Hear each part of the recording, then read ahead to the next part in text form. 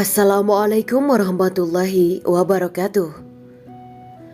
Bismillahirrahmanirrahim. Alhamdulillahirabbil alamin. Wa bihi nasta'inu ala umuri dunya waddin. Allahumma sholli wa sallim wa barik ala sayyidina wa maulana Muhammad. Asyhadu an la ilaha illallah wa asyhadu anna Muhammadur Rasulullah. Amma ba'du. Benarkah roh Nabi Muhammad SAW menghadiri acara maulid? Ada kepercayaan di sebagian umat Islam bahwa roh Nabi Muhammad SAW akan menghadiri acara maulid. Penulis kitab Barzanji juga seakan mengajak para pembacanya agar mereka meyakini bahwa Rasulullah SAW hadir pada saat ketika membaca sholawat, terutama ketika mahalul qiyam atau posisi berdiri. Syekh Abdul Aziz bin Abdullah bin Baz 1912 sampai 1999 dalam kitab At-Tasir Minal Bida menyatakan Rasulullah SAW tidak akan keluar dari kubur beliau sebelum hari kiamat dan tidak akan berhubungan dengan seseorang dalam keadaan sadar, tidak pula hadir dalam pertemuan-pertemuan mereka. Beliau akan tetap berada di dalam kubur beliau hingga hari kiamat.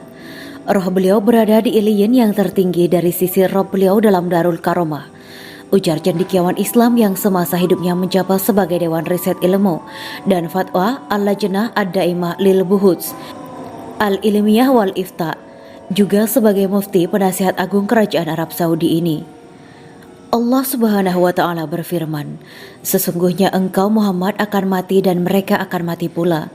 Quran Surat Az-Zumar 39-30. Dan dalam ayat yang lain Allah berfirman, kemudian sesudah itu sesungguhnya kamu sekalian benar-benar akan mati, kemudian sesungguhnya kamu sekalian akan dibangkitkan dari kuburmu di hari kiamat.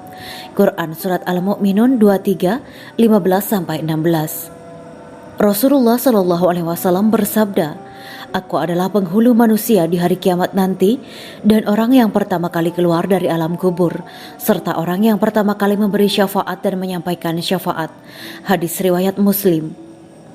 Ayat dan hadis tersebut serta berbagai ayat dan hadis senada lainnya menunjukkan bahwa Nabi Muhammad SAW dan orang-orang yang sudah mati lainnya akan keluar dari kubur mereka pada hari kiamat nanti.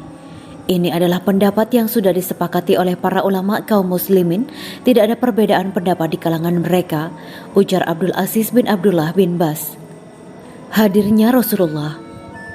Penulis kitab Barzanji mengajak para pembacanya agar mereka meyakini bahwa Rasulullah SAW hadir pada saat membaca sholawat, terutama ketika mahalul qiyam atau posisi berdiri. Hal itu sangat nampak sekali di awal qiyam berdiri membaca, selamat datang, selamat datang, selamat datang, selamat datang wahai kakek Husain, selamat datang. Sekedar mengingatkan, penulis kitab Barzanji adalah Ja'far al-Barzanji al-Madani. Beliau pernah menjadi khatib di Masjidil Haram dan seorang mufti dari kalangan Syafi'iyah. Beliau wafat di Madinah pada tahun 1177 Hijriah, 1763 Masehi.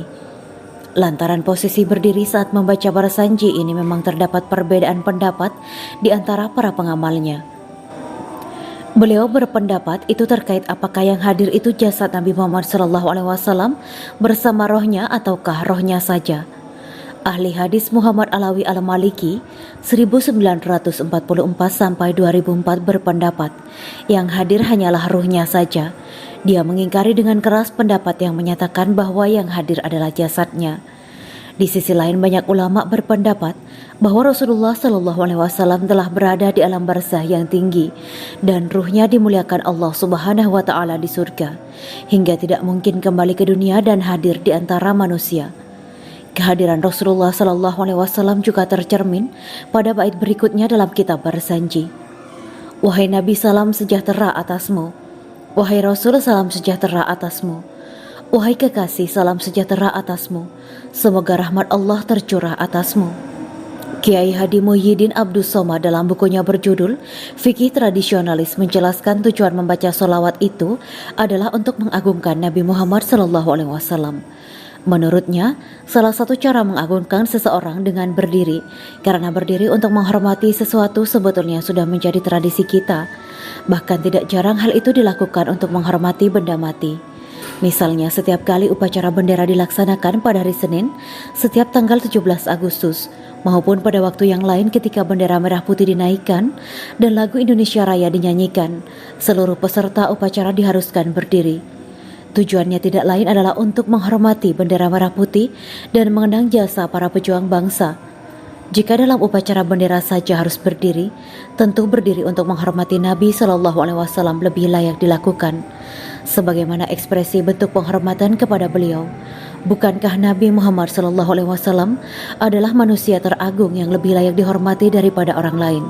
Tulis Muhyiddin Abdus Somad. Kias yang disampaikan Muhyiddin Abdus Somad ini juga mengundang tanggapan sementara pihak. Bagaimana mungkin menghormati Rasul disamakan dengan hormat bendera ketika upacara, sedangkan kedudukan beliau sangat mulia dan derajatnya sangat agung, baik saat hidup atau setelah wafat. Bagaimana mungkin beliau disambut dengan cara seperti itu, sedangkan beliau berada di alam barzah yang tidak mungkin kembali dan hadir ke dunia lagi. Menyambut orang, Imam Al-Bukhari dan Imam Muslim dalam sahihnya meriwayatkan dalam hadis Nabi, "Berdirilah kalian untuk Tuhan atau orang yang paling baik di antara kalian." Imam Nawawi dalam kitab Minhaj Syarah Sahih Muslim berpendapat bahwa pada hadis di atas terdapat anjuran untuk berdiri dalam rangka menyambut kedatangan orang yang mempunyai keutamaan, namun tidak dilakukan kepada orang yang telah wafat meskipun terhadap Rasulullah Shallallahu Alaihi Wasallam. Qadi Iyad dalam Ikmail Mu'lim Bisyarah Sahih Muslim menjelaskan hadis tersebut sebagai anjuran dan perintah Rasulullah Shallallahu Alaihi Wasallam kepada orang-orang Ansor agar berdiri dalam rangka membantu Sa'ad bin Mu'adz radhiyallahu anhu turun dari keledainya karena dia sedang luka parah, bukan untuk menyambut atau menghormatinya. Demikianlah kisah Islami Bidadari Surga. Simak terus channel ini untuk kisah Islami menarik lainnya. Terima kasih para sahabat Bidadari Surga yang dirahmati Allah. Semoga diberi kesehatan dan diberkahkan segalanya. Juga dibahagiakan hidupnya di dunia dan di akhirat kelak oleh Allah Subhanahu wa Ta'ala. Amin ya mujibas sa'ilin. Wa akhiran, wabillahi taufiq wal hidayah. Wassalamualaikum warahmatullahi wabarakatuh.